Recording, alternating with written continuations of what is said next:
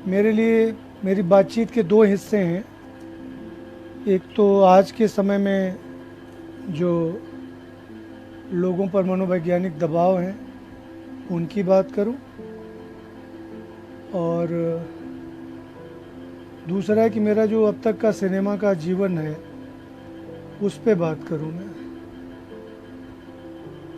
तो मैंने सोचा कि मैं कोशिश करता हूं कि मैं दोनों तरह की बातों का एक तालमेल बनाऊं और उसको मैं इस हिसाब से रखूं कि मैं क्या कर रहा हूं और क्या नहीं कर रहा हूं।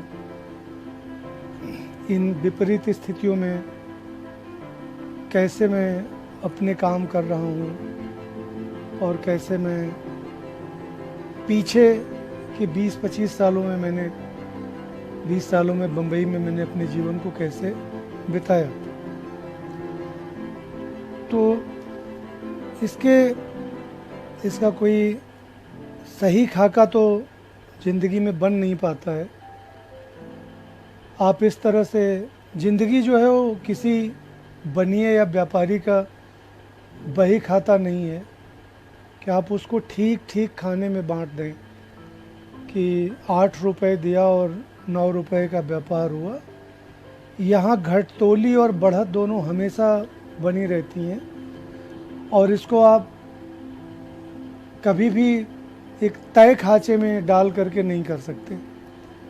आपको ये सोचते रहना होगा कि आप कैसे सरवाइव कर रहे हैं, आप कैसे कर रहे हैं कि लोग आपके होने से दुखी नहीं हों, क्योंकि एक ही साथ आप एक एक्टिविस्ट होते हैं, एक ही साथ आप एक नौकरी पेशा या कार्यकर्ता होते हैं, कर्मचारी होते हैं, एक्टर होते हैं, राइटर होते हैं, डायरेक्टर होते हैं, इंजीनियर होते हैं, डॉक्टर होते हैं, प्रोफेसर होते हैं। तो कोई आदमी ये नहीं कह सकता कि वो एक तरह की ज़िंदगी जी रहा है। इसी तरह से संबंधों में आप अगर सामाजिक हैं तो आप बेटे हैं, माँ के बेटे हैं, बाप के बेटे हैं, भाई हैं, बहनों के भाई हैं, भाइयों के भाई हैं, जेठ हैं, देवर हैं, बुआ के भतीजे हैं, मामा के भांजे हैं, आप खुद मामा हैं, आप खुद फूफा हैं। जो भी एक समाज की इकाई है, आप अच्छे दोस्त हैं, आपके 4 मुकदमे भी कहीं चल रहे होंगे, आपके अपने व्यापारिक तनाव हैं, निजी तनाव हैं, आपको कल की चिंता है और बीते कल का एक हिसाब भी है। मैं जिस तरह से सोच पा रहा हूँ आज की जो कंडीशन है हमारी सिनेमा की, हमारी फिल्म इंडस्ट्री की, उसमें कई बार लगता है कि हम केवल सिनेमा इंडस्ट्री ही नहीं, हम बहुत सारे लोग जो है ना वो तरह तरह के तनाव में जी रहे हैं। केवल एक को कहना कि तनाव में जी रहा है ये उचित नहीं होगा। हर आदमी कहीं न कहीं तनाव में है और हर आदमी कहीं न कहीं इस स्थिति में उलझा है कि कल का क्या होगा। इसी कल के तनाव में दोस्तों वह बात भी छिपी है जिससे आप व्यथित होते हैं, जिससे आपका मन दुखी होता है। अब मन दुखी होने को आप इस तरह से भी ले सकते हैं कि चोट कैसी है, वो तात्कालिक चोट है या पुरानी चोट है। ये एक दूसरा पहलू है जिसमें मुझे आना होगा, मैं थोड़ी देर के बाद आऊँगा कि आज की स्थिति में आप जिस भी व्यापार में हैं, जिस भी समाज में हैं, जिस भी दुनिया में हैं, उसमें आप कैसे अपने को सरवाइव कराएं, कैसे आप बचे रहें, कैसे आप इनवैलिड या अनुपयोगी नहीं हो जाएं, क्योंकि बड़ा हिस्सा इस बात का है कि आदमी अपने को अनुपयोगी मानने लगता है। राजेश जी प्रणाम कर रहे हैं। राजेश जी आपको मैं भी नमस्ते कर रहा हूं और अच्छा लग रहा है कि आप मुझे सुन रहे हैं और उम्मीद करता हूँ कि आप अच्छे से होंगे अपनी प्रेमाइस में, अपने स्वास्थ्य की दुनिया में। सूर्यवंशी अनुज सैनी सुन पा रहे हैं, उनको भी मैं धन्यवाद बोल रहा हूँ। पूर्णिमा सैनी जी सुन रही हैं। भूपेश जोशी जी नमस्ते कर रहे हैं, मैं उनको भी नमस्ते कर रहा हूँ। और इसका एक बड़ा पहलू ये है कि हमारा जो व्यवहारिक पक्ष है वो किस तरह से डिफाइन हो, इस पर मैं बाद में आऊँगा। पहले मैं थोड़ा सा अपने जो सिनेमा की ज़िंदगी है मेरी, उस पर थोड़ी बात कर लूँ। दोस्तों, जब मैं 2001 में बम्बई आया, तब तक मेरी कविता की 2 किताबें छप चुकी थीं, तीसरी किताब आने वाली थी, और हिंदी साहित्य में मेरी एक, जैसी युवा कवियों की स्थिति होती है वैसी एक स्थिति हो गई थी। और मैं इलाहाबाद यूनिवर्सिटी में अपनी थीसिस भी सबमिट कर चुका था या करने की स्थिति में था। मेरे लिए एक समस्या ये थी कि हिंदी विश्वविद्यालयों की जो दुनिया है, उसकी जो कॉन्फ्लिक्ट है, उसका जो रहस्य है या उसका जो लेन देन है, वो मेरे लिए बहुत कठिन था। इसको मैं इस उदाहरण से दूं, देखूं कि आप बिना किसी बड़ी पहचान के, बिना किसी सिफारिश के आपको नियुक्तियां नहीं मिलनी हैं। और आप कभी प्रोफेसर सक्सेना के घर से निकलते हैं तो प्रोफेसर सिंह साहब के घर जाते हैं, फिर प्रोफेसर सिंह साहब के घर से निकलते हैं तो आप प्रोफेसर उपाध्याय जी के यहाँ जाते हैं, प्रोफेसर उपाध्याय जी के यहाँ से निकलते हैं तो प्रोफेसर गुप्ता जी के यहाँ जाते हैं। विजय पंडित जी, प्रणाम कर रहा हूँ, आप हमारे अग्रज हैं और मुझे बहुत अच्छा लग रहा है कि आप मुझे देख रहे हैं। मैंने विजय से बोला है कि एक पूरा सत्र आपको दिया जाए, आप अपनी बातें रखें, आपका स्नेह रहे मुझ पर, और हम जल्दी ही मिलेंगे। जगमोहन रावत जी नमस्ते, रजनी आपको भी नमस्ते, अवंतिका सक्सेना आपको भी नमस्ते। तो एक ऐसा व्यू है हिंदी विभागों में या किसी भी विश्वविद्यालय के डिपार्टमेंट्स में नौकरी पाना या किसी हायर एजुकेशन में पढ़ाने की नौकरी पाना। तो ऐसा नहीं कि मेरे पास योग्यताएं नहीं थी। मैं यूजीसी का फेलो था, नेट क्वालिफाई किया हुआ था, इलाहाबाद यूनिवर्सिटी से हिंदी विभाग से फर्स्ट क्लास एमए में था मैं, और वो सारी अर्हताएं मेरे पास थीं। और एक और पहलू था जिसमें मैं टिका रहता, तो किसी न किसी विभाग के दरवाजे, कभी करुणा में, कभी दया में, कभी स्नेह में, कभी जातिवादी पोस्टिंग के चक्कर में। आप लोगों को जानकर आश्चर्य होगा, ये बड़ा खुला खेल चलता है कि अगर 10 नौकरियां आई, 4-5 रिजर्व कोटे में चली जाएंगी, 5 में एक ब्राह्मण अध्यापक आएगा, एक ठाकुर अध्यापक आएगा, एक कायस्थ अध्यापक आएगा, एक दूसरे तरह का अध्यापक आएगा, एक क्षत्रिय अध्यापक आएगा, जो भी आप एक बना लीजिए। तो ये देश के किसी भी कैंपस में ये खेल बहुत खुला चलता है, और किन्हीं चतुर्वेदी सर, किन्हीं मिश्रा सर, किन्हीं सिंह सर, किन्हीं गुप्ता सर, किन्हीं उपाध्याय सर, किन्हीं तिवारी सर, किन्हीं तलवार सर, किन्हीं अग्रवाल सर, किन्हीं मिर्ज़ा साहब, किन्हीं बिस्मिल्ला साहब, इस तरह के लोगों के खांचे में ये सारी नौकरियां फिक्स थी। मैं एक विश्वविद्यालय के लिए काम करता था, अंतर्राष्ट्रीय हिंदी विश्वविद्यालय के लिए। वहाँ के काम से मैं मुंबई आया तो मेरे मन में एक बात थी कि मैं क्यों नहीं दूसरे तरह की एक दुनिया को डिस्क्राइब करूं।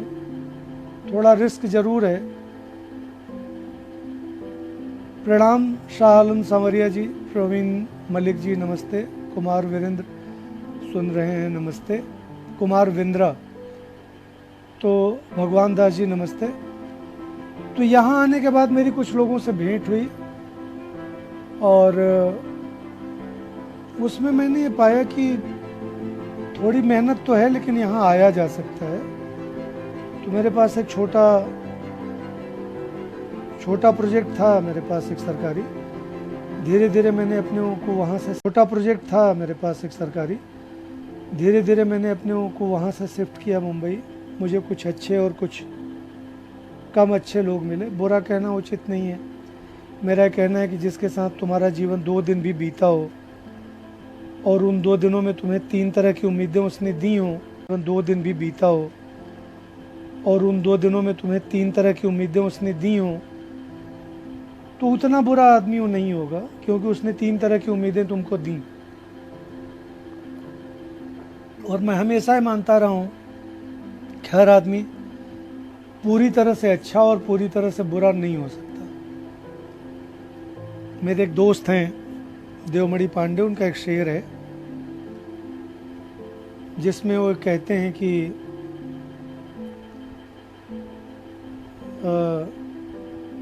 आदमी पूरा हुआ तो देवता बन जाएगा, आदमी पूरा हुआ तो देवता बन जाएगा, उसमें कुछ कमी बाकी रहे। अभी दिख रहा है विजय? या मैं कमेंट के विंडो बंद कर देता हूं? मैं कमेंट की विंडो बंद करता हूं। आदमी पूरा हुआ तो देवता हो जाएगा, ये ज़रूरी है कि उसमें कुछ कमी बाकी रहे। तो मैं ये मानता हूं कि कोई कंप्लीट नहीं होता। उसमें मुझे जो सबसे बेहतर नाम मिले वो संजय खान साहब मिले। उनसे मिलने की भी प्रक्रिया बड़ी इंटरेस्टिंग रही। मैं यहाँ जिनके बुलावे पे आया था मैं उनका नाम नहीं लेना चाहता। उन्होंने 2-4 महीने के बाद ये बोल दिया कि भाई मेरे पास कोई काम नहीं है, आप कोई दूसरे काम तलाश लें। और हम लोग यहाँ वसई में रहने लगे थे, हमारे पास कोई काम था नहीं। मैं और मेरी पत्नी और मेरा बेटा हम लोग दिन भर लूडो वगैरह खेल के टाइम बिताते थे और ये समझ नहीं पा रहे थे कि बम्बई में रहना है कि जाना है। लेकिन मैं तय करके आया था कि मैं बम्बई से नहीं जाऊंगा, भले मुझे यहाँ ऑटो रिक्शा चलाना पड़े या किसी मिठाई की दुकान पे काम करना पड़े या कुली होना पड़े, कुछ भी होना पड़े। तो मुझे साहित्य अकेडमी से काव्य पाठ का ऑफ़र आया दिल्ली का, जिसमें जाने के लिए मेरे पास जो टाइम था वो केवल 1 दिन का टाइम था। यानी कल अगर 10 बजे कविता पढ़नी है तो आज मुझे 10 बजे पता चले। तो मेरे भाई एक यहाँ रहते थे, उन्होंने बोला कि ऐसा करो तुम प्लेन से चले जाओ। तो मैं गया और मुझे संजय खान साहब मिले प्लेन में और मैंने उनसे छूटते ही बोला कि आपके जो 2 शो आ रहे हैं 1857 क्रांति और महारथी कर्ण, तो महारथी कर्ण तो लाइव नहीं हुआ था लेकिन 1857 क्रांति के 2 एपिसोड लाइव होके रुक गए थे, टेलीकास्ट होके। तो मैंने उनसे बोला कि तो झूठ का पहाड़ है आपके शो में। तो बोले कैसे? मैंने बोला कि 1857 के पहले की जो कहानी आप दिखा रहे हैं 1840-42 का, तब तक तो भारत में ट्रेन चली नहीं थी और आप 1840 में भारत में ट्रेन की पटरी उड़ाते दिखा रहे हैं नाना साहब पेशवा को। तो उन्होंने बोला कि ये मेरे कार्ड हैं, रखिए और कभी आप बम्बई आइए तो मिलिए। मैंने बोला कि मैं बम्बई ही रहता हूँ। नमस्ते भौमिक दादा, ललित सिंह पोखरिया जी नमस्ते, सुनील उपाध्याय जी नमस्ते। तो वहाँ से लौट के मैं आया, हमारी बेरोजगारी और खालीपन वैसे ही था। तो एनी हाउ मैं गया खान साहब से मिलने, तो मुझे मेरी मीटिंग ही नहीं हो पाए क्योंकि मेरे पास जो कार्ड था उनका वो खो गया था और जो उनके मैनेजर और उनके आसपास के लोग थे उन्होंने बोला कि संजय खान साहब ने तो इस तरह के किसी आदमी को नियुक्ति दी नहीं है आज मिलने के लिए। और मैं बिना अपॉइंटमेंट के मिलने चला गया था उनके ऑफिस। फिर मैं वहाँ बैठ गया रिसेप्शन के बाहर थोड़ी देर पर, और आज वो सारे लोग मुझे पहचानते हैं जो लोग मुझे मिलने नहीं दे रहे थे। लकीली या संयोग बस थोड़ी देर में खान साहब निकले और देखते ही मुझे पहचान गए, और उन्होंने बोला कि अरे मोदी साहब, आप कहाँ गुम गए थे। वो मेरा नाम बोधिसत्व तो नहीं समझ पाए थे पहली मुलाकात में, उन्होंने मुझे मोदी साहब समझा था, और उन्होंने मुझे राइटर एसोसिएशन में ढूंढा मोदी साहब के नाम से, डॉक्टर मोदी, मैं मिला नहीं उनको। और थोड़ी खोज उन्होंने की, उनको मेरी ज़रूरत थी, तो मुझे ले गए अपने रूम में, बातचीत हुई, और उन्होंने मुझसे 2 सवाल किए। मैं अपने सिनेमा वाले जीवन पे क्योंकि बात कर रहा हूँ तो मुझे बताना चाहिए। तो उन्होंने बोला कि आप क्या क्या काम कर रहे हैं, तो मैंने बताया कि सर मेरे पास फ़िलहाल के लिए भी कोई काम नहीं है, लेकिन मैं बहुत सारी स्क्रिप्ट तैयार कर रहा हूँ, और उनके लिए जो मुझे पढ़ाई लिखाई करनी होती है वो मैं कर रहा हूँ। जिन्होंने मुझे बुलाया था मैंने उनका नाम लिया, तो उन्होंने बोला अरे वो तो फ्रॉड है, वो तो धोखेबाज है, वो तो प्रोड्यूसर्स को डुबा देता है।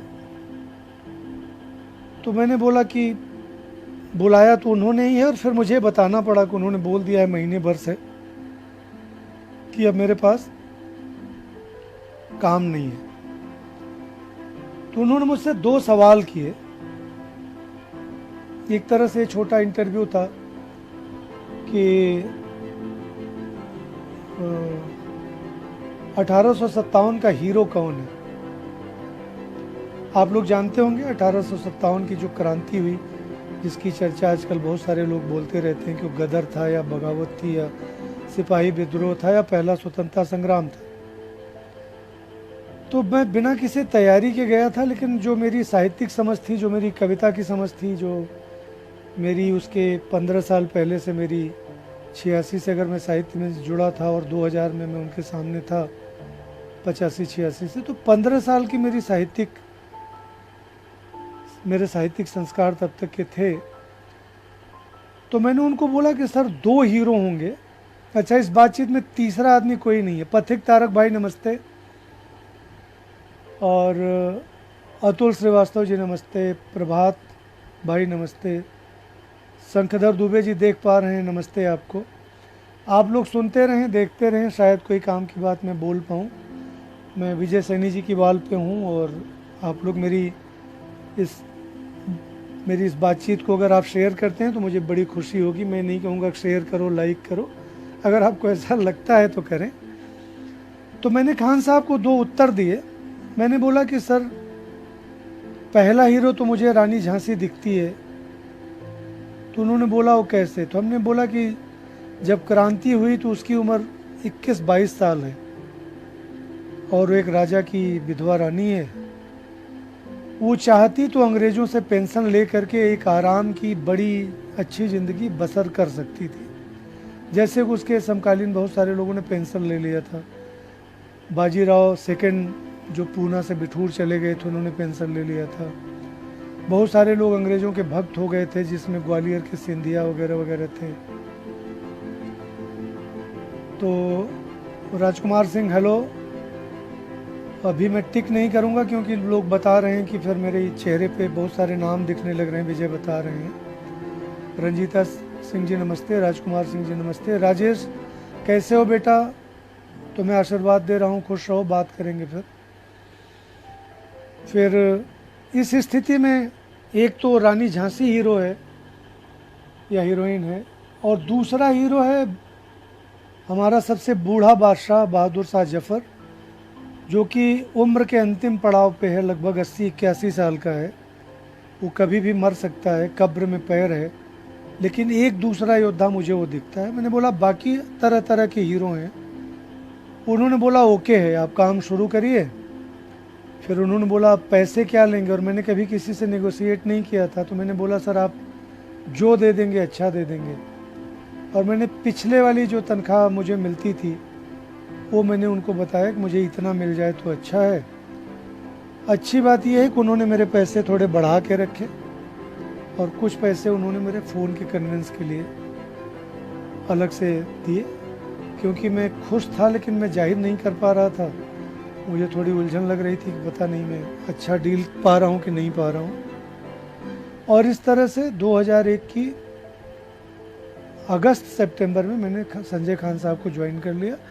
और ये मेरे बम्बई आने के बमुश्किल 4 महीने बाद का मामला है, जो मुझे लगता है कि मेरे लिए एक बड़ा भारी संयोग रहा कि मुझे संजय खान साहब मिले।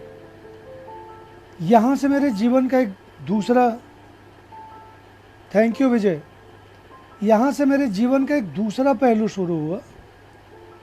और इस पूरे सफ़रनामे में जो एक बहुत बड़े मेरे लिए, मेरी जो बहुत बड़ी एक ताकत थी, जो आज भी मेरी ताकत है, वो मेरी पत्नी, मेरी सहपाठिनी, मेरी प्रेमिका कहना चाहें, थोड़ा ओके तो कहें, वो मेरे साथ हर स्थिति में कंधे से कंधा लगा के लगी थी।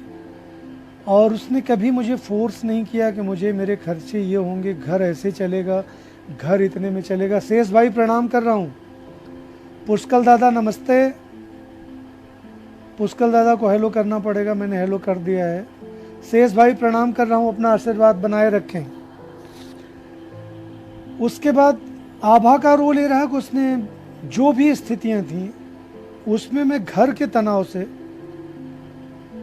मुक्त रहा। और उसमें मैं इस बात को, हालांकि उसमें कुछ गलतियां भी हुई कि मेरी सक्रियता में उसकी सक्रियता थोड़ी सी विलंबित हो गई और एक तरह से घरेलू जंजाल में वो फंस गई, जो नहीं होना चाहिए था। मेरा मानना है कि किसी भी कैपेबल महिला के साथ जो आपसे भी बेहतर काम कर सकती हो, क्योंकि आभा की क्षमताएं दूसरी थीं, उनकी पढ़ाई लिखाई, उनकी सामाजिक समझदारी, उनका पेशेंस, मैं भी मानता हूँ कि मुझसे बेहतर था। अश्विनी आपको आशीर्वाद दे रहा हूँ, खुश रहिए। और तो वो चलता रहा। और उसकी वजह से क्या हुआ कि मैं 9 बजे करीब संजय खान साहब के ऑफिस पहुँच जाता था और रात 9 बजे तक या 10 बजे तक मैं सिनेमा के हर एक डिपार्टमेंट में उनके साथ काम करता था।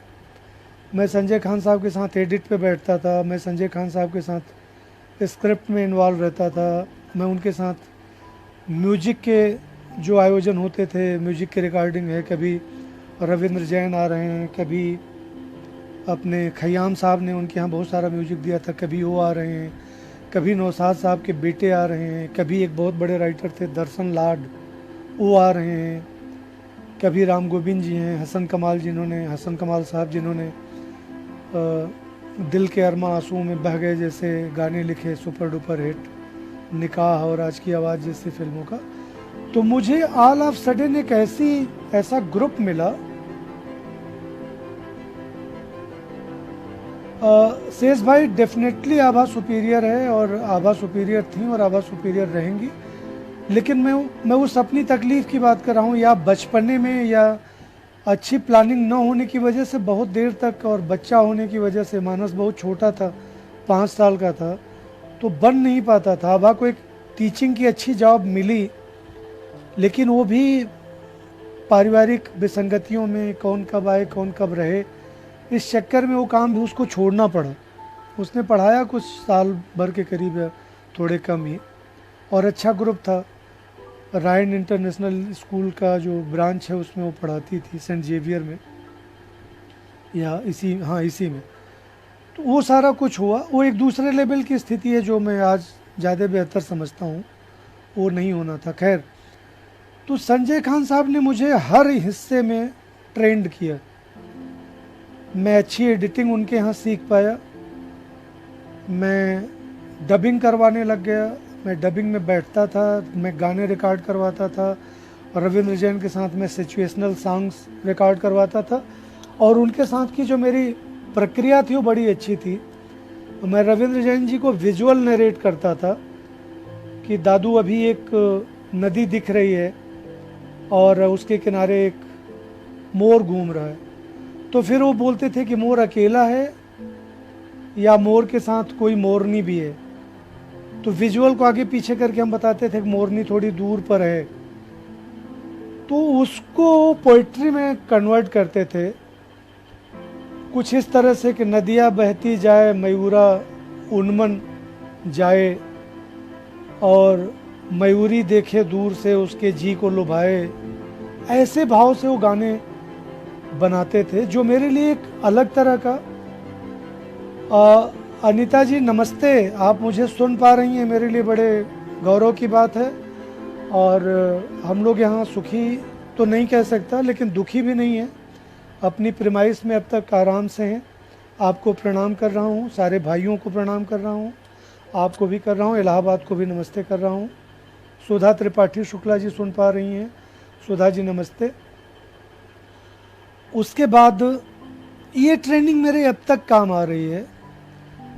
और शोभा भाभी नमस्ते, भाई साहब को प्रणाम बोलिएगा। और फिर म्यूजिक कैसे काम करता है, बैकग्राउंड म्यूजिक कैसे बेहतर हो सकता है। फिर संजय खान साहब ने मुझे एक और काम दे दिया था, जो पता नहीं उनका मुझ पर यकीन था या जो भी रहा हो, कि तुम रोज़ एक फ़िल्म देखो, क्योंकि शायद उन्होंने इस बात को पकड़ लिया था कि मेरा फिल्मी बैकग्राउंड नहीं है। तो मेरे लिए वो फिल्में मंगवा के रखते थे। मेरे केबिन में मेरा एक बड़ा रूम था और उस रूम में कुछ 15-20 लोगों के बैठने की जगह थी। मुझे एक टाइपिस्ट मिला हुआ था। मुझे नहीं लगता कि बम्बई आते ही किसी के साथ ऐसा अजूबा हुआ होगा। मुझे अजय पंदेरकर नाम का एक टाइपिस्ट मिल गया था। मेरी एक पूरी ऐसी स्वायत्त सी दुनिया हो गई थी जिसमें मैं चीज़ें देखता और काम करता जा रहा था। तो मैं रोज़ एक फ़िल्म देखता था, उनके साथ काम करता था और वहाँ की दुनिया में मैं रमा हुआ था। और कुछ 2-3 महीने के बाद उन्होंने मुझे अपने यहाँ स्टोरी बोर्ड का हेड बना दिया। फिर आगे एक लंबा सिलसिला चला जिसमें चीज़ें दूसरे रंग में आई। उनका प्रोडक्शन हाउस ख़त्म हो गया। अनिल पुष्कर जी नमस्ते। और उसके बाद मैं बहुत सारे और लोगों के संपर्क में आया और छोटे बड़े जिस भी तरह के काम मिलते गए मैं वो काम करता रहा। और मैंने किसी भी राइटिंग के लिए कभी मना नहीं किया। और आप लोगों को बताऊं कि मैंने मुंडन से लेके कंछेदन तक के कार्ड लिखे लोगों के, गोद भराई से लेके विवाह तक के कार्ड लिखे,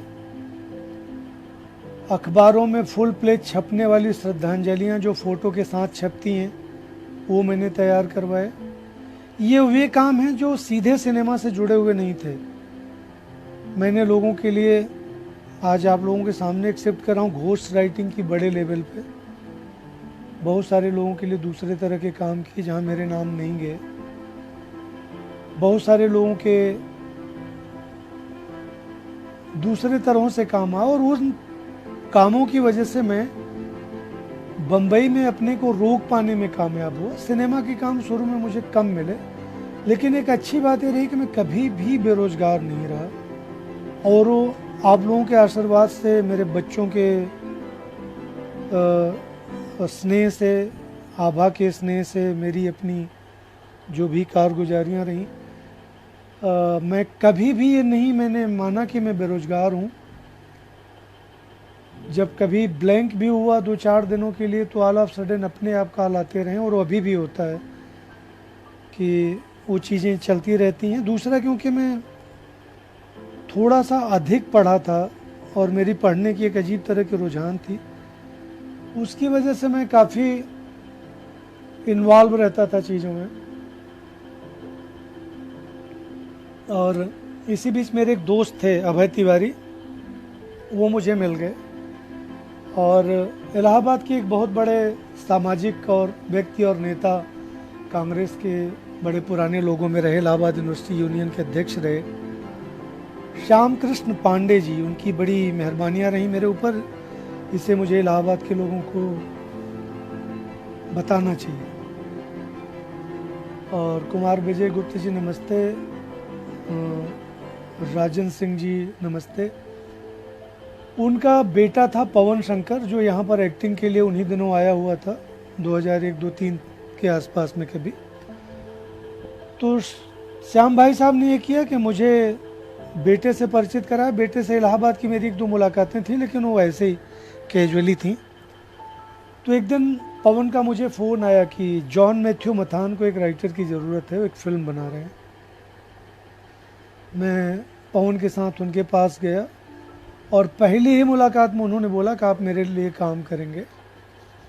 और मुझे वो पहली फ़िल्म मुझे अगर मिली तो ये मेरे इलाहाबाद के संपर्कों की वजह से मिली, ये भी मैं संयोग ही मानूंगा। और दूसरा कि जॉन मैथ्यू ने बोला कि नहीं, मेरी समझदारी ठीक है।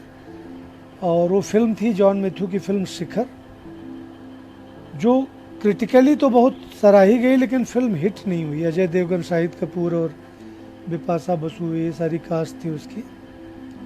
लेकिन मैंने जॉन के यहाँ और संजय खान साहब के साथ में पैरेलली काम करता रहा। और रघुवंश भाई नमस्ते, और ललित सिंह जी पोखरिया जी नमस्ते। और ऐसा ही होता है बंधु, ज़िंदगी आपको गुलदस्ते में नहीं भी मिलती है, थाली में रख के नहीं भी मिलती है, आपको अपनी थाली बनानी पड़ती है। आप पहले रोटी रखते हैं, सब्जी रखते हैं, फिर कुछ सलाद रखते हैं, फिर आप ये तय करते हैं कि आपको कितना खाना है। और जब ये आप ये भूल जाते हैं कि आपको कितना खाना है, तब आप व्यथित होना शुरू करते हैं, तब आप निराश होना शुरू करते हैं। तो संजय खान साहब के यहाँ कुछ मेरी ट्रेनिंग हुई, जो एक विराट अनुभव था उनका, 35-40 साल का था सिनेमा का, जहाँ पर मैंने टेक्निकल सारे पहलू जाने। मैंने अपने को तैयार किया, रोज़ फिल्में देखने लगा। मैंने करीब 20-22 फिल्में पूरी तरह ट्रांसक्राइब की, फ्रेम दर फ्रेम, कि अब कैमरे में ये दिख रहा है, अब गाड़ी ऐसे जा रही है, अब गाड़ी मुड़ गई। प्रभात भाई नमस्ते, अगर आप सुन पा रहे हो तो मेरा आशीर्वाद लें। उसके बाद जॉन मैथ्यू के साथ मेरा लंबा वक्त गुजरा, हमने 2-3 साल एक साथ बिताए। इस बीच में मुझे एक और फिल्म मिली जो मैंने अपने मित्र अभय तिवारी का जिक्र किया। बीच में थोड़ा सा वक्त ऐसा है जिसमें मैं लगभग ऐसा लगा कि मैं खाली हूँ, लेकिन फुटकर काम रहते रहे। तो अभय ने बोला कि सीरियल लिखोगे, तो मैंने बोला हाँ लिख लेंगे। तो मुझे उन्होंने शाकुंतलम टेली फिल्म्स की नीलिमा वाजपेयी के साथ जोड़ा, और वहाँ मैंने उनका एक सीरियल था रेत, उसमें मैं स्टोरी और स्क्रीन प्ले करने लगा। और नीलिमा ने मेरी राइटिंग को, मेरे काम को, मेरे कैरेक्टराइजेशन को बहुत सराहा, और मैंने एक अच्छा वक्त वहाँ गुजारा।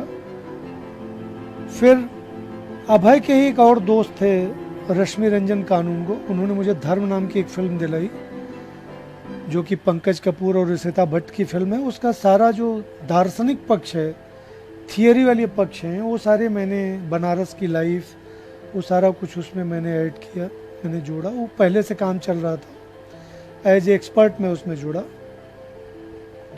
और फिर मैंने रेत के कुछ 125-150 एपिसोड लिखे।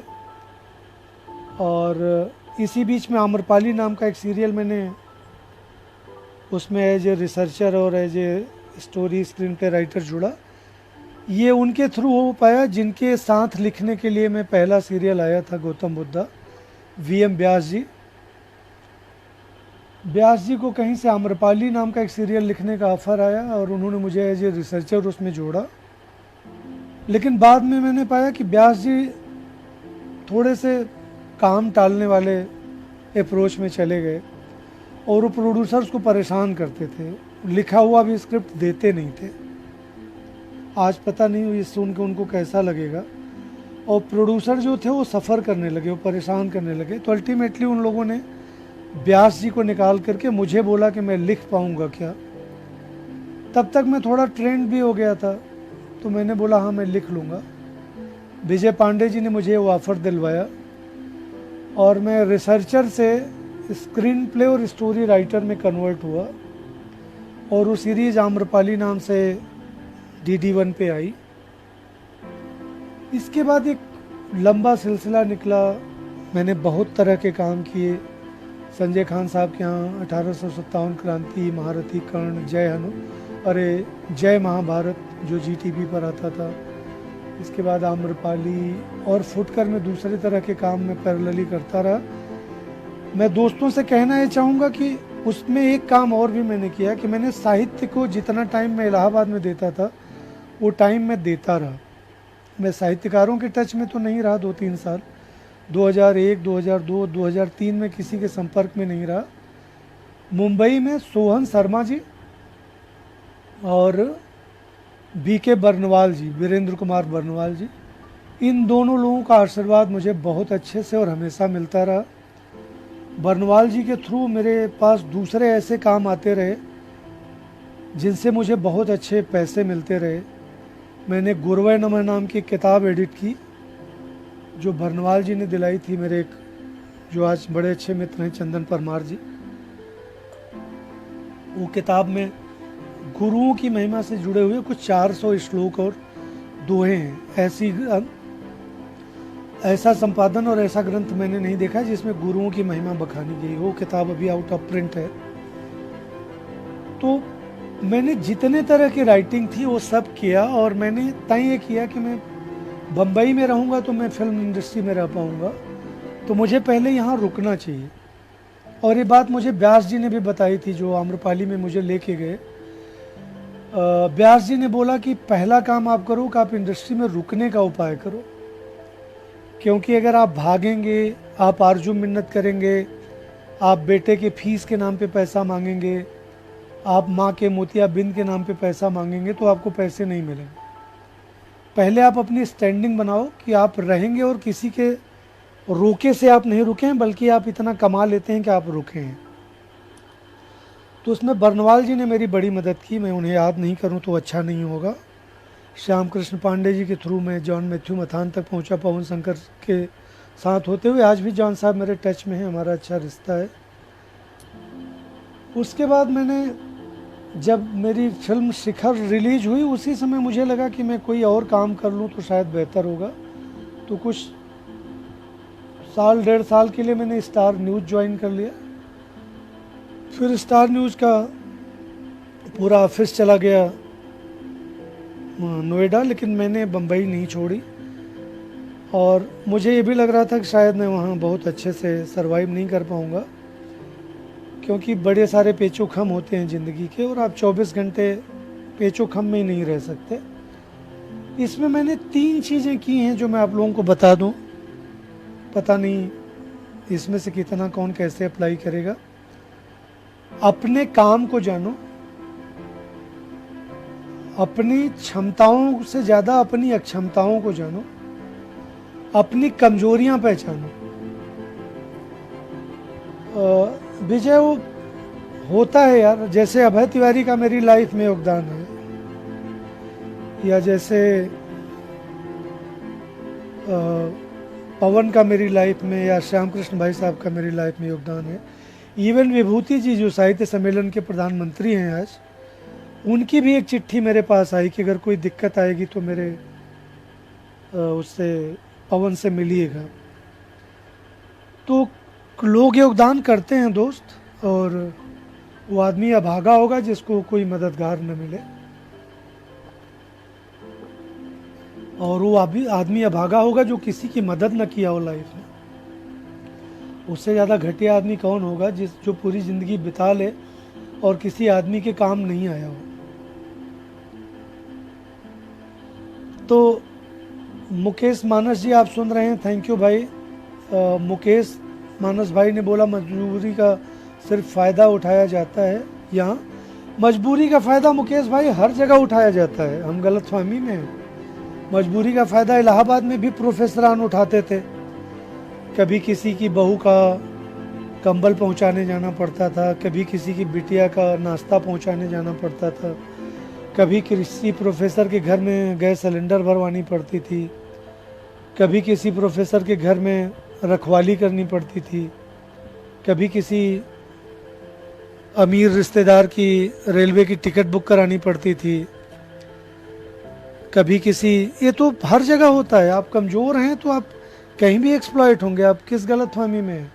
वो यहाँ नहीं, दुनिया में आप कहीं भी रहें, अगर आप कमज़ोर हैं तो आपका दमन होगा, आप कुचले जाएंगे और आप पैदल अपने गांव भेजे जाएंगे।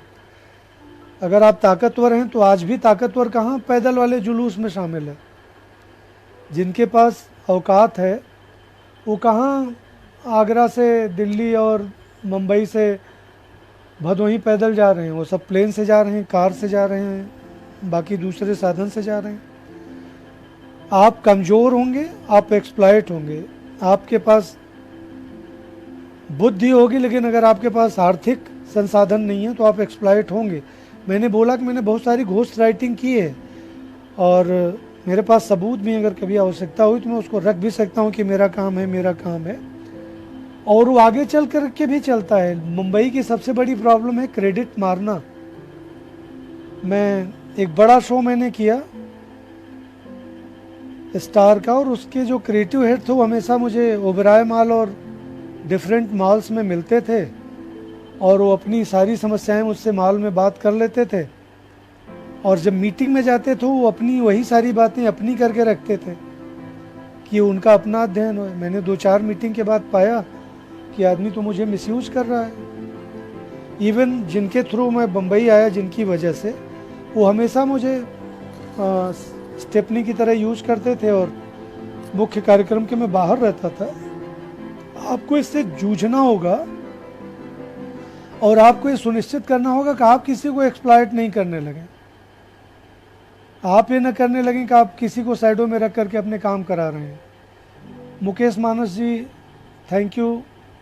और नितेश कुमार बौद्ध जी, थैंक यू भाई। और योगेश राज उपाध्याय जी, थैंक यू भाई।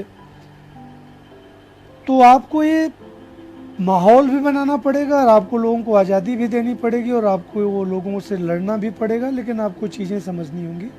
तो मैं कह रहा था कि आप अपने काम को समझो, जिस फील्ड में आप काम कर रहे हो, आप अपनी कमियां जानो और आप अपने को तैयार करो। सिनेमा में अक्सर लोग आते हैं, फिल्म इंडस्ट्री में, तात्कालिक रूप से मोहग्रस्त होकर के कि चलते हैं, बहुत सारा पैसा कमा करके घर निकल जाएंगे। लेकिन ये मेरा मानना है कि भाई सफलता असफलता तो थोड़ा टाइम लेती है। फिर धीरे धीरे ऐसा हुआ कि मैं उकताने लगा और मेरा मन रिसर्च से जो है वो भागने लगा। तो मैंने कुछ डेली सोप लिखे, बहुत सारे काम किए, ऐसा नहीं कि नहीं था। और मैं अच्छे पैसे कमा ले रहा था, ठीक ठाक काम मैं कर ले रहा था। और शुरू के ही 2 साल में आपके पास 3 फिल्में हो गई, 4-5 सीरियल हो गए।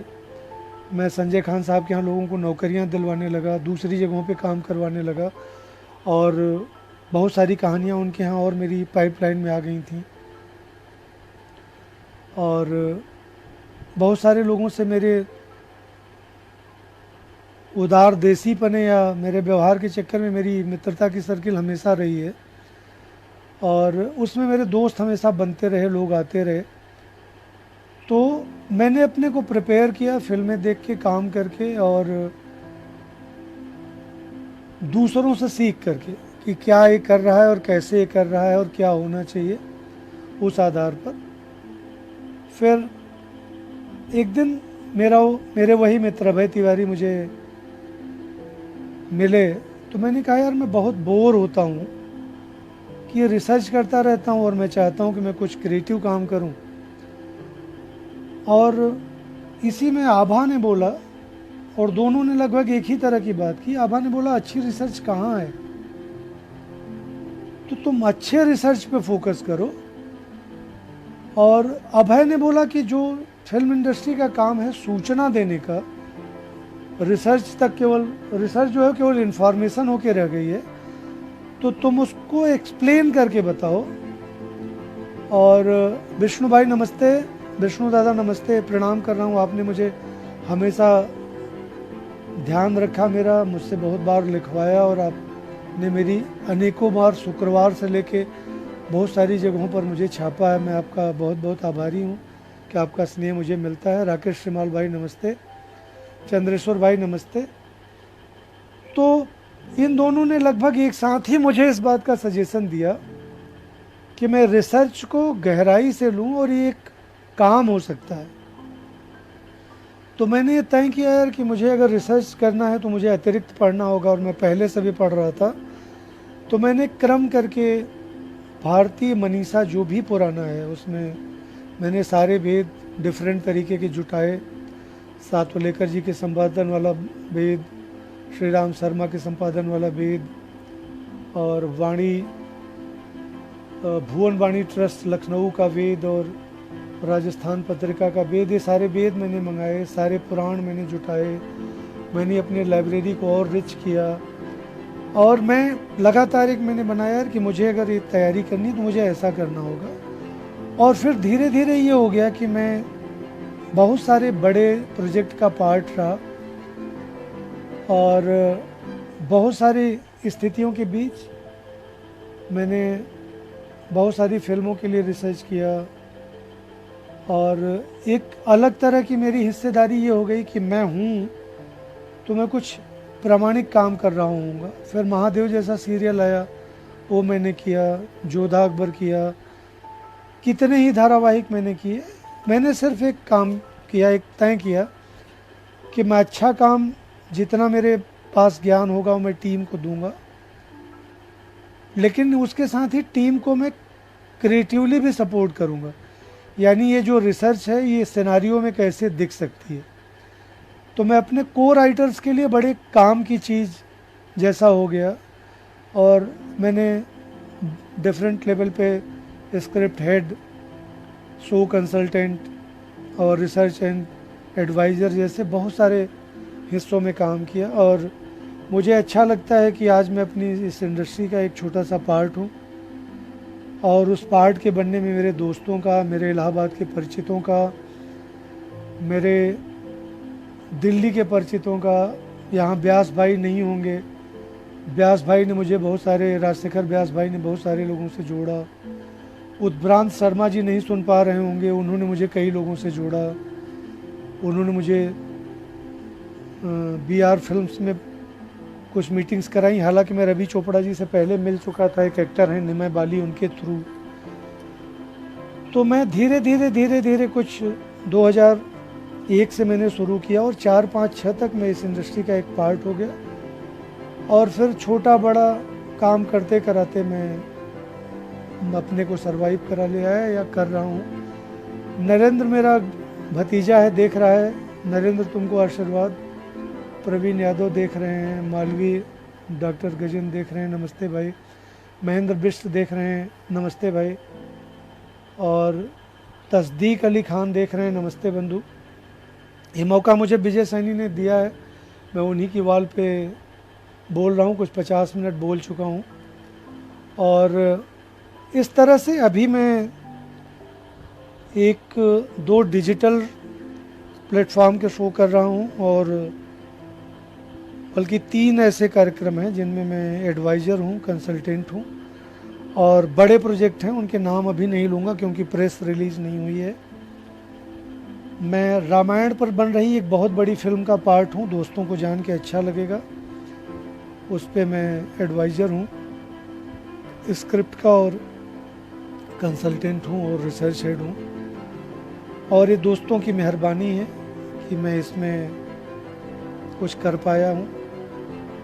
और नहीं कर पाया हूँ तो मेरी अपनी प्रवृत्तियों की वजह से, क्योंकि कई बार मैंने बहुत सारे झगड़े कर लिए। हालांकि झगड़े नहीं करता तो आज मुझे पछतावा होता, और झगड़ा करके भी यहाँ तक आया हूँ। उन लोगों से नहीं झगड़ा किया होता तो शायद कुछ और उपलब्धियाँ होती। लेकिन मुझे लगता है कि हर सत्संग और हर व्यक्ति आपका मित्र नहीं हो सकता। और जो ये कहावत है कि वो आदमी अजात शत्रु है, मैं मानता हूँ कि जिस आदमी के कोई दुश्मन नहीं, लिख के रख लो, उसकी कोई सोच नहीं होगी। क्योंकि दुनिया में एक आदमी से सभी खुश हों, ये कैसे संभव हो सकता है? ये पॉसिबल नहीं है। इसी बीच में एक और अपने मददगार का नाम लेना चाहूँगा। मुझे राजेंद्र यादव जी ने एक बार बोला कि गुलजार से मिलो, मैं तुम्हें चिट्ठी दे दूँगा। और मैं गुलजार साहब से मिला, लेकिन मुझे वो उनके साथ कुछ समझ में नहीं आया। मैंने उनसे 2-3 मीटिंग की, उन्होंने फुटकर में मुझे इधर उधर दौड़ाया, लेकिन कुछ काम हुआ नहीं। बल्कि आज कालिया जी नहीं हैं, कालिया जी का नाम लूँ। उनके एक दोस्त थे मित्तल साहब, बांद्रा में रहते थे। तो मित्तल साहब ने कालिया जी से पूछा होगा कि मुझे कोई अच्छा राइटर चाहिए।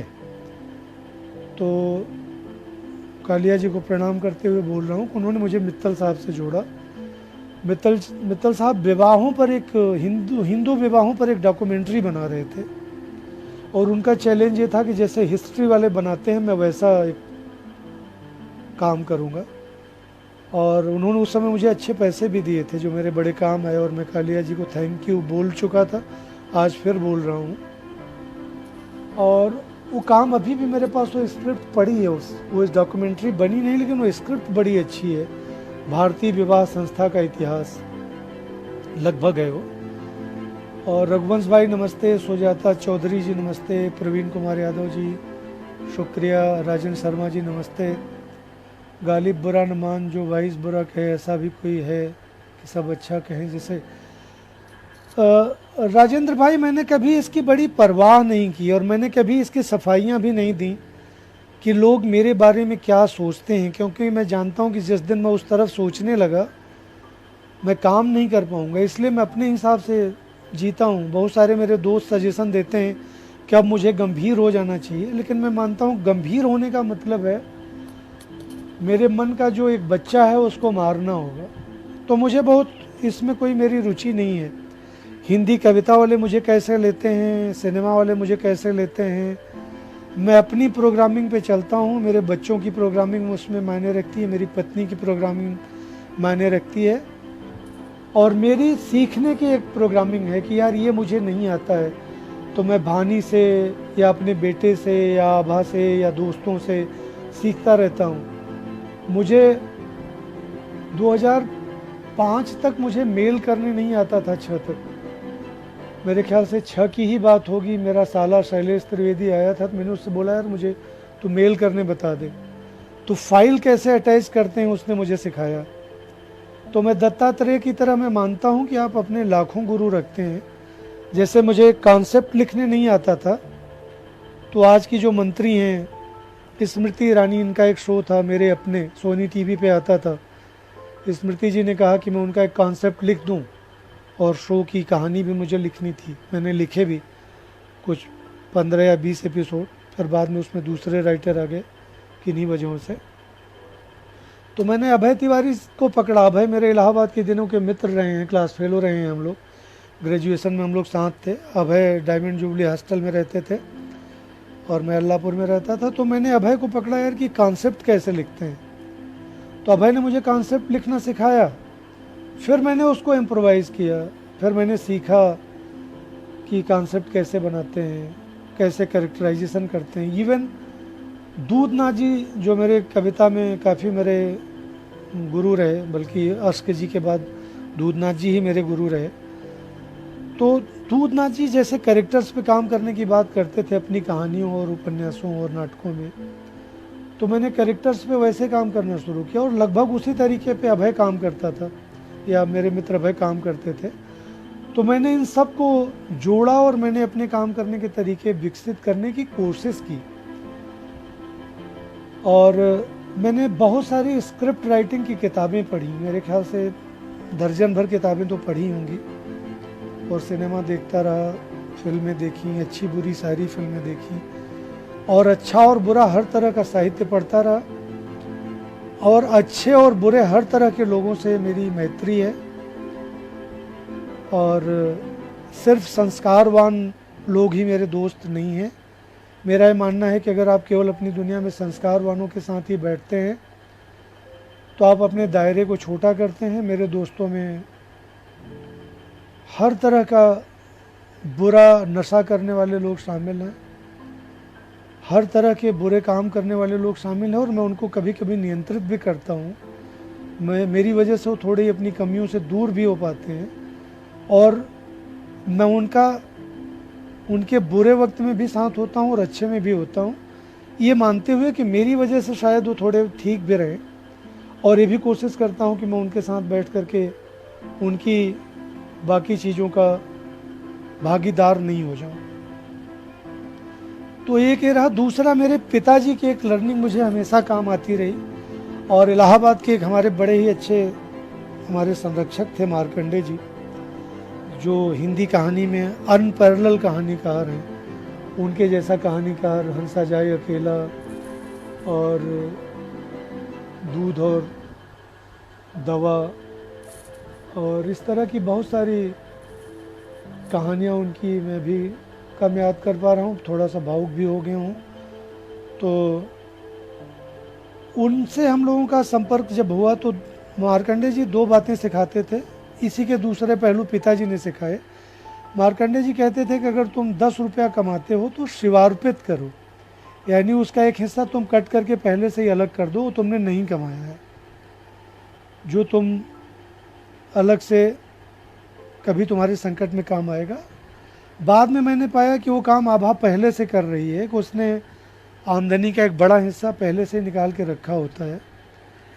पिताजी कहते थे कि कैसा भी आदमी हो उसके पास दो ही पैर होंगे, और भी हैं बीच का आदमी के अलावा भी, गुलरा के बाबा भी है और बहुत सारी और कहानियाँ हैं, मैं उस पर अभी नहीं जाऊँगा।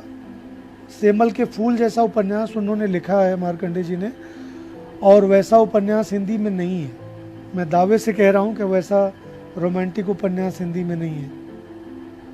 फिर उन्होंने बहुत सारे छोटे प्ले और जीवनियाँ लिखी, कथा जैसी पत्रिका निकाली, हम लोगों को कई बार छापा। मैं मार्कंडे जी की बात कर रहा हूँ।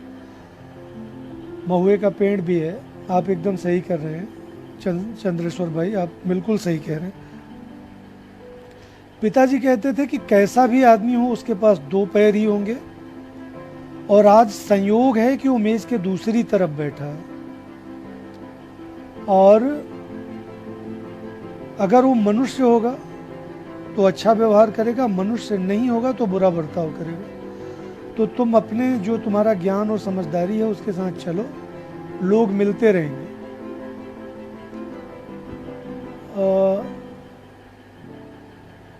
सेमल के फूल जो है, आप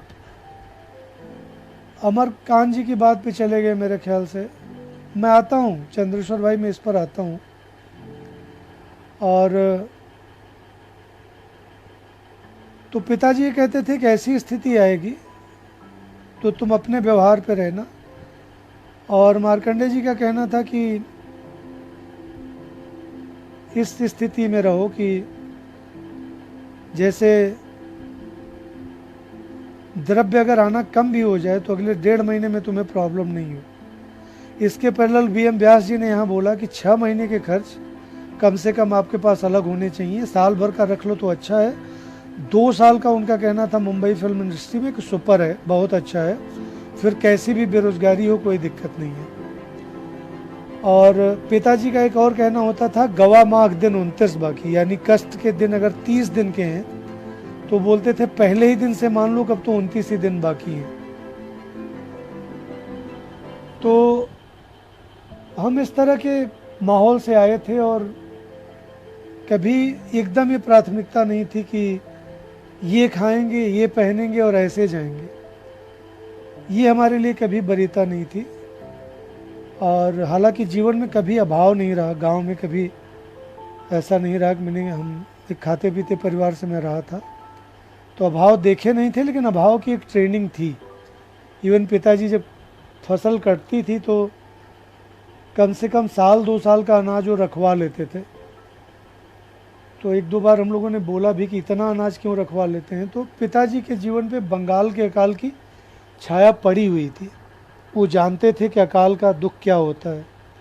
तो पूर्वांचल में जिन किसानों के पास थोड़ी बहुत अच्छी फसल होती रही है, वो 1-2 साल का एक्स्ट्रा अनाज रख कर के ही बेचते रहे हैं गल्ला, नहीं तो नहीं बेचते हैं।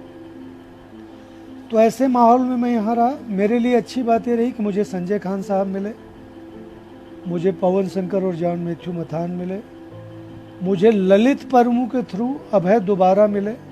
अभय इलाहाबाद में मिले, फिर यहाँ आके 2-4-5 में मिले, और उसके बाद बहुत सारे अच्छे लोग मिले जिनका मेरे जीवन में बहुत अच्छा रोल है। बर्नवाल साहब मिले, विजय सैनी मिले जो हमारे साथ बहुत सारे शोज में रहे, और सोहन शर्मा जी मिले। और उससे बड़ी बात थी कि मैं इलाहाबाद से अपनी एक मित्र को लेके आया था, मेरी पत्नी आभा, जिसने बहुत सारी विपरीत परिस्थितियों में मेरा अच्छा साथ दिया। मैंने भी उसका साथ देने की कोशिश की, लेकिन शायद उतना बेहतर नहीं दे पाया। तो ये रहा। उसके बाद अब मैं आता हूँ विजय, क्योंकि बहुत देर में बोल चुका हूँ, मेरा ख्याल 1 घंटा 1 मिनट बोल चुका हूँ। मैं इसको 10 मिनट में ख़त्म करता हूँ, 5 मिनट पे, या क्या करूँ आप बताएं तो उसी हिसाब से करूँ। मेरे पास कितना और टाइम ले सकता हूँ मैं विजय?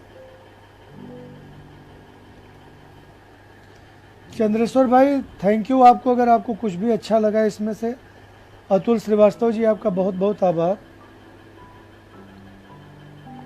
तो इसमें मोटी बात यह है कि आप एक्सप्लॉइट भी नहीं करो और एक्सप्लॉइट ना होने का यत्न करो, लेकिन इसका कोई तय नियम नहीं है आपको कैसे लोग मिलते हैं। जैसे कई सारी शादियां शुरू में बड़ी अच्छी होती हैं लेकिन बाद में जाके बहुत बेकार हो जाती हैं। कई सारी दोस्तियां जो है वो शुरू में बड़ी अच्छी होती हैं लेकिन बाद में जाके दुश्मनी में बदल जाती हैं। तो इंडस्ट्री में बहुत सारे क्लब जो बनते हैं उसमें बहुत गाढ़ापन कई बार व्यावसायिकता पर नुकसान पहुंचाता है। तो यहाँ पर अच्छी मित्रताएं जो है वो बड़ी कम होती हैं, काम की मित्रताएं होती हैं। और प्रवीण कुमार जी बोल रहे हैं कि यही उल्लास और किसी की भी स्थिति में खुश रहने का मादा होना चाहिए। अब इस पर आता हूँ मैं प्रवीण जी, खुश रहने की स्थिति। प्रवीण मलिक साहब हैं सर, उस टाइम के प्रोड्यूसर्स भी पैसा नहीं देते थे, ये हुनर आज के प्रोड्यूसर्स के पास ही था। मैं नाम लेके नहीं बोलूँगा, लेकिन एक प्रोड्यूसर ने मेरा पैसा ऐसे काटा कि वो जितने सजेशन देती थी उस सजेशन को अगर मैं सीन में कन्वर्ट भी कर लेता था तो उस सीन का ड्यूरेशन वो अपने हिस्से में रख लेती थी। इसीलिए बाद में मैंने कान पकड़ा कि मैं उसके साथ काम नहीं करूँगा। और बहुत सारे अच्छे प्रोड्यूसर हैं, जैसे बालाजी से अच्छा पेमेंट पूरी इंडस्ट्री में कोई नहीं करता। बीजी फिल्म्स हैं, बहुत अच्छा पेमेंट है उनका। और ऐसे बहुत सारे प्रोड्यूसर हैं, दर्जनों ऐसे प्रोड्यूसर हैं जो आपके थोड़े बहुत कम काम किए का भी पैसा दे सकते हैं। आम्रपाली वालों ने मेरे सारे पैसे का हिसाब कर दिया, वो शो थोड़ा कम चला था फिर भी। संजय खान साहब ने मेरे पूरे पैसे दिए। पैसे मारने वाले, दबाने वाले हैं, हर तरह के लोग हैं। पैसा दबाने से ज़्यादा खतरनाक वे लोग हैं जो आपकी क्रेडिट दबाते हैं, तो ऐसे लोगों से भी बचना चाहिए, बड़े खतरनाक लोग वो भी हैं। तो मैं अब आता हूँ उस बात पे कि आज जहाँ पर हमारी इंडस्ट्री खड़ी है, लॉकडाउन का माहौल है, रोज़गार वैसे भी कम है, उसमें कैसे सरवाइव किया जाए, कैसे जीवन सुरक्षित रखा जाए और कैसे आगे की तैयारियां की जाएं और किस तरह से इन विपरीत परिस्थितियों में सरवाइव किया जाए। मेरा मानना है कि इसको हम 3 तरह से ले सकते हैं कि आपको अपने अंदर से व्यर्थता बोध को निकालना होगा। आप अभी काम नहीं है तो ऐसा नहीं कि कल भी काम नहीं होगा। तो कल जो आपको काम करना है आप उसकी प्रीवियस तैयारियां करिए। अगर आप डायरेक्टर हैं तो दुनिया भर की फिल्में देख करके डायरेक्शन के दूसरे पहलू सीख सकते हैं, नई चीज़ें ईजाद कर सकते हैं। आप कैमरामैन हैं तो उसमें देखिए, राइटर हैं तो आप उसमें देखिए, नई चीज़ें पढ़िए और फ्यूचर की प्लानिंग करिए। दूसरा, क्योंकि आमदनी ऑल ऑफ सडन रुकनी है या रुक गई होगी, तो आप अपने खर्चों और अपनी दुनिया में थोड़े से कंजूसी करके चलना होगा। और तीसरे ये कि आपको कोशिश करनी होगी कि दूसरे लोगों को आप कुछ काम दिलाएं और आप खुद भी काम पाएं, क्योंकि आप किसी को काम देंगे तो उसके लिए आपको काम जनरेट करना होगा। और मेरा ये मानना है कि उद्धार अकेले का नहीं होता है। ये इंडस्ट्री में केवल प्रोड्यूसर अगर सरवाइव करेगा तो कैसे करेगा, उसको टेक्नीशियन चाहिए होंगे। टेक्नीशियन चाहिए होगा तो उसको इस समय वो टेक्नीशियन वो चुनेगा जो बहुत बेहतर हो। तो अगर तुम जयकाल ऑफ मास्टर ऑफ नन हो तो तुम्हें दिक्कत आएगी। तो तुम्हें एक हिस्से में मास्टरी जैसा करना होगा, उसमें विज्ञता रखनी होगी। और सब जानते हो अच्छा है, लेकिन किसी एक में मास्टरी होनी चाहिए।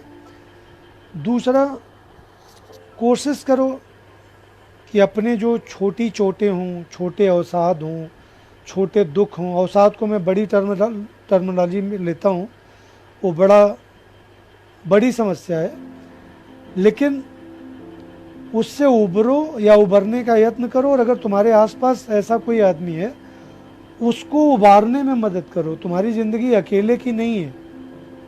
संतोष अलेक्स भाई नमस्ते। Atul Srivastava ji thank you. बोल रहा हूँ विजय, 5-10 मिनट और बोलता हूँ। तीसरा, असफलता का जो बोध है उसका सफल होने का कोई एक गणित नहीं है। एक आदमी एक साल में एक अच्छी कविता लिखे तो भी सफल है, 10 अच्छी लिखे तो भी सफल है, लेकिन वो 3 अच्छी नहीं भी लिखे तो भी वो असफल नहीं है। कोई तय गणित नहीं है। जिंदगी जो है वो तीरंदाजी नहीं है कि आपने सही निशाने पे मारा तो ही आपको जीने का अधिकार है। चूके हुए निशानेबाज भी जिंदगी में सरवाइव करते हैं। फरीद मुझे सुन रहे हैं, फरीद सही, मैं जो कह पा रहा हूँ उसको आप उसकी पुष्टि करने मुझे अच्छा लग रहा है। तो हर निशाना मेरा सही जगह लग जाए तो ही मैं निशानेबाज हूँ, नहीं तो मैं धनुष रख दूँ तो फिर तो लाइफ में सिर्फ अर्जुन बचेगा और गदा युद्ध में केवल भीम बचेंगे, और सारथ्य में सारथी होने में केवल कृष्ण और शल्य बचेंगे, क्योंकि और व्यूह रचना में द्रोणाचार्य बचेंगे। तो बाकी लोग कहाँ जाएं, घर चले जाएं। तो महाभारत लड़ने के लिए तो छोटे योद्धा भी काम आएंगे ना। जो छोटे योद्धा नहीं होंगे तो युद्ध किनके बीच होगा, फिर तो बनेगा नहीं। तो जो जीवन का महासमर है उसमें आप असफलता बोध से बचने की कोशिश करें, अपने आकलन की कोशिश करें, और कोशिश ये करें कि आप दूसरों के लिए कुछ करें। हमेशा अपने काम से आगे दूसरों की मदद के लिए अगर आप उठते हैं तो मेरा निजी मत है कि आप धीरे धीरे कैसे भी संकट से उबर जाएंगे अगर आप हाथ बढ़ाने की कोशिश करते हैं। अवंतिका सक्सेना जी, मैं बाद में बताऊंगा कि अच्छे लेखक का क्या मापदंड है।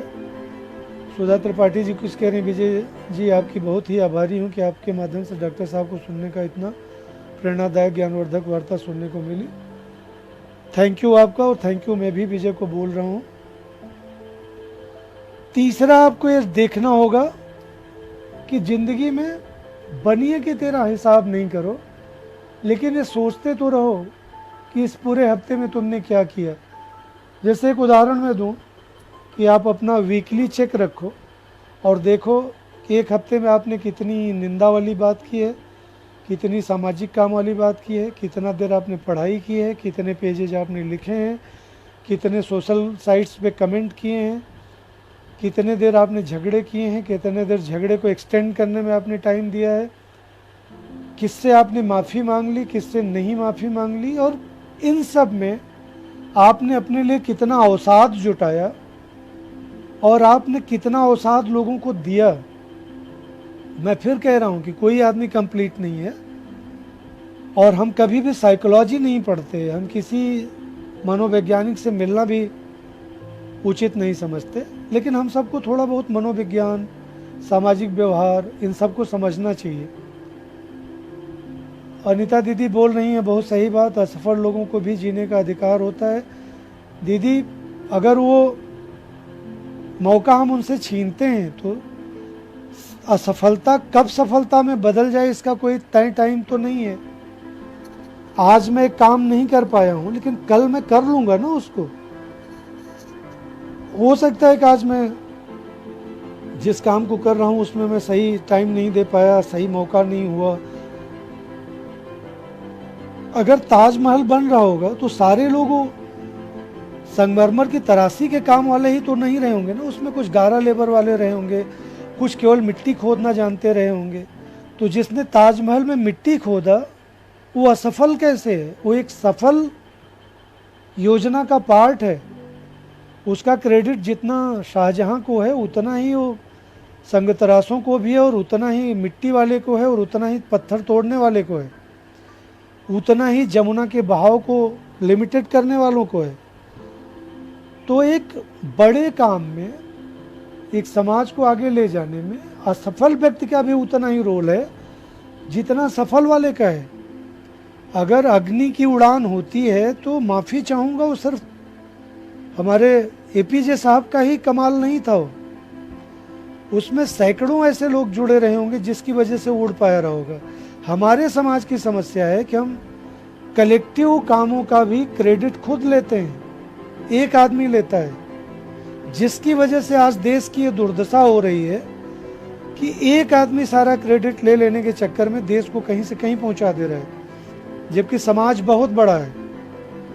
तो मेरा ये कहना है कि कोई अंतिम सफलता नहीं होती है, और कोई अंतिम असफलता सफलता के रास्ते में बाधक भी नहीं होती है। और कभी भी सफल लोगों को देख करके उनसे सीखो। दो रास्ते हैं सीखने के भी, सफल से चिढ़ो और ग्लानि से भरते जाओ, सफल से सीखो और कुछ करने की कोशिश करो। और उसके तीसरे और भी हैं कि सफल से दुश्मनी करो, उसके बारे में दुष्प्रचार करो, उसके खिलाफ एक यूनिटी बनाओ, लेकिन उसमें तुम्हारे हिस्से में एक दिन शून्य ही आएगा। एक बड़ा छोटा सा किस्सा मैं नीलकांत जी का सुनाना चाहूँगा, इलाहाबाद के दिनों का। एक दोपहर में मैं और मेरे दोस्त सूर्य नारायण, हम लोग नीलकांत जी के पास गए। उस दिन रविवार का दिन था। हिंदी के एक कवि की कुछ कविताएं छपी थी, नाम मैं नहीं लूँगा, वो भाव सिर्फ यहाँ मैं रखना चाहूँगा। तो हम लोग उनके पास गए और बातचीत में कुछ इस तरह का भाव आया कि वो कविताएं बहुत खराब हैं जो जनसत्ता में छपी हैं। सारी बातचीत हो गई, हम लोगों ने चाय वाय पिया नीलकांत जी के कर्नलगंज वाले घर में। फिर चलने लगे तो नीलकांत जी ने बोला कि तुम लोग यहाँ से कहाँ जाओगे? तो छुट्टी का दिन था, हम लोगों ने बोला कि यहाँ से हम लोग जाएंगे भैरव दादा के घर। बातचीत हुई है तो नीलकांत जी ने कहा कि वहाँ भी जाके तुम लोग इस कवि की कविता की निंदा ही करोगे आज, और फिर तुम लोग वहाँ से भी कहीं जाओगे फिर थोड़ी निंदा करोगे, और फिर और किसी के यहाँ जाओगे थोड़ी निंदा करोगे, और इस तरह तुम लोगों का ये पूरा दिन बीत जाएगा। और हो सकता है अगले संडे तक तुम लोग इस निंदा में ही रहो। श्रीकांत थैंक यू, अनिल पुष्कर भाई thank you, Praveen Kumar Yadav ji thank you. तो नीलकांत जी ने कहा कि तुम लोग शायद ये पूरा दिन इस निंदा में बिता दो, और इसी पूरे हफ्ते में ये कवि की जिसकी कविताएं आज जनसत्ता में छपी हैं, तुम्हें अमर उजाला या दैनिक जागरण या नवभारत टाइम्स या किसी और जगह 4 और कविताएं पढ़ने को मिले, और तुम लोग अगला पूरा हफ्ता फिर निंदा करते रहो। इस तरह अगले 52 हफ्तों में तुम लोगों के पास 208 निंदाएं होंगी, और अगले 52 हफ्तों में इसके पास कविता भर की कविताएं होंगी, किताब भर की। तो ये तो अक्षर अक्षर अपना काम कर रहा है और तुम लोग अक्षर अक्षर इसकी निंदा कर रहे हो। तो अगर अच्छी कविता क्या होती है बताना है तो अच्छी कविता लिख के दिखाओ ना, लिख के ले आओ, मैं जनसत्ता को भेज के छपवाऊंगा कि ये अच्छी कविता है, इसको छापो और इसको साहित्य के समाज में विस्तार दो। तो निंदा से बचो। निंदा के हल बड़ा सुखकारी होता है, निंदा में बहुत सुख मिलता है। अनुराग भाई थैंक यू। निंदा से आनंददायक कोई तत्व होता नहीं है। अनिता जी थैंक यू, आप लोगों के आशीर्वाद से हम यहाँ रह पाए हैं। डेफिनेटली वो बहुत सारी चीज़ें हमारे काम आई हैं, बहुत सारे आप लोगों के इलाहाबाद के सौजन्य काम आते रहे हैं, और इलाहाबाद मुझे काम आता रहा है। अनुराग मिश्रा जैसे दोस्त काम आते रहे हैं, अनिता गोपेश और गोपेश जी और हेरम जैसे शुभचिंतक काम आते रहे हैं, और इलाहाबाद काम आता रहा है। तो फिर नीलकांत जी ने ये बोला कि या तो बेहतर लिखो या चुप रहो, या यही मान लो कि तुम लोग निंदा करते घूमते रहोगे। तो अवसाद में ये निंदाग्रस्त होना भी एक बड़ा कारण है। हम जितना अपनी असफलताओं से निराश नहीं होते हैं, उससे ज़्यादा हम अधिक दूसरों की सफलताओं से निराश होते हैं। मैं अपने कई ऐसे मित्रों को आज भी जानता हूँ जो आपकी अच्छी कविता पर महीनों दुखी रहते हैं और लोगों से आपको गाली देते फिरते हैं। और वो काम कुछ भी नहीं करेंगे और आगे नहीं बढ़ाएंगे। तो आपकी जो मनोवेदना है वो कई तरह से आपको लोगों को वो कराती है, और इसी स्थिति में आप अपने को निस्सहाय पाते हैं। जब आप कुछ नहीं करते हैं, जब आप सोच के लेवल पर अकेले हो जाते हैं, जब आप असफलता बोध से घिर जाते हैं, तो आप अपने को अकेला पाते हैं। और हमको एक बात समझनी चाहिए जो मनोविज्ञान कहता है कि हम 3 तरह से, मनुष्य जो है, जो सामाजिक आदमी हो, 3 तरह से काम करता है। सोचता है, भाव की अभिव्यक्ति करता है और व्यवहार में परिणत करता है, जिसको संज्ञान का पक्ष, संवेगात्मक पक्ष और व्यवहारगत पक्ष, ऐसा एक 3 डिवीजन मनोविज्ञान में बटा हुआ है। तो इन तीनों पहलुओं का जब तक उचित तालमेल नहीं होगा, यानी एक उदाहरण दूं कि अगर मुझे कोई व्यथा है और मैं अपनी पत्नी और अपने बच्चे और अपनी बेटी से नहीं शेयर करता हूं, तो गांठ में कन्वर्ट हो जाती है। फिर मैं बचा के व्यवहार करता हूं और एक समय के बाद वो भर जाता है मेरे पास। फिर मैं उस पर इस तरह की बात करने लगता हूं कि यार अब मुझसे नहीं होगा, जाने दो, तुम लोग मेरा पीछा छोड़ दो, हट जाओ। इसी तरह से अगर कोई स्त्री इस तरह की व्यथा में आती है तो चिड़चिड़ाएगी, अकेलेपन की तरफ जाएगी। पुरुष भी अकेलेपन की तरफ में जाएगा। इवन स्टूडेंट बच्चा होगा, कोई नया आदमी होगा तो होमवर्क को कम करेगा, क्लास से बचने लगेगा, टीचर से पूछेगा नहीं। इसीलिए मैं कह रहा हूं कि अपनी कमियों को पहले जानो, अच्छाइयां अपने आप दिख जाएंगी। अपनी सीमितता को कितना बड़ा कर सकते हो उसको समझो, तो दुनिया छोटी पड़ेगी। सीखने को बहुत कुछ बाकी है। तीसरा कि तुम अपने व्यवहार से अपने को पहचानो और अपने दुर्व्यवहार से अपनी उस अमानुषिकता को अंडरलाइन करो, और देखो कि तुम अपने मित्रों के लिए तुम्हारा व्यवहार कैसा है, परिचितों के साथ कैसा व्यवहार है, तुम्हारे रिश्तेदारों के साथ तुम्हारा कैसा व्यवहार है। इस बात का भी आकलन करो। इन विपरीत परिस्थितियों के अलावा भी काम आएगा कि अंतिम बार तुमने अपने किस गरीब रिलेटिव को फ़ोन किया है, अंतिम बार अपनी किस गरीब बुआ से बात किया है, अंतिम बार तुमने अपनी किस गरीब बहन से बात किया है, अंतिम बार तुमने अपने किस असफल दोस्त से बात किया है, और कब बोला है कि जल्दी से जल्दी मिलेंगे और हम अच्छा काम करेंगे। तुमने अपने को ठहर करके, किनारे रुक करके, अपने किसी पीछे छूट गए दोस्त के लिए रास्ते में रुक करके उसका हाथ पकड़ा है, कब किया ये काम। और अगर तुमने ये सब नहीं किया है तो तुम अपना आकलन करो और इससे अपने को उबारो और लोगों के लिए रुको, ठहरो, सोचो। मैं आपको एक विजुअल बता सकता हूँ। कुछ हस्बैंड वाइफ सवेरे टहलने जाते हैं, अगर आप गौर करेंगे तो उनमें से एक कोई बड़ा तेज तेज तेज चलता है और 25-50 मीटर दूर जाके कहीं रुकता है। फिर जोड़े का दूसरा पति या पत्नी वहाँ आते हैं, 4-6 कदम फिर साथ चलते हैं, फिर उसमें से तेज चला जाता है। इसमें एक साइकोलॉजी है, वो व्यक्ति बंधन बस एक साथ चल रहा है, उसके मन में साथ चलने वाली भावना नहीं रह गई। तो प्लीज़, अकेले समाज का उद्धार नहीं होगा। अकेले कविता तो लिखी जा सकती है, लेकिन उसको सुनने के लिए एक श्रोता चाहिए, एक भावक चाहिए, छापने के लिए पब्लिशर चाहिए, पढ़ने के लिए आलोचक चाहिए, एक्सप्लेन करने के लिए कोई चाहिए। अकेले में नहीं हो सकता, अकेले की खिचड़ी नहीं बना सकते तुम्हें कुकर सुधारने वाला चाहिए, गैस पहुंचाने वाला चाहिए, लाइटर मेंटेन करने वाला चाहिए, बिजली का मैकेनिक चाहिए।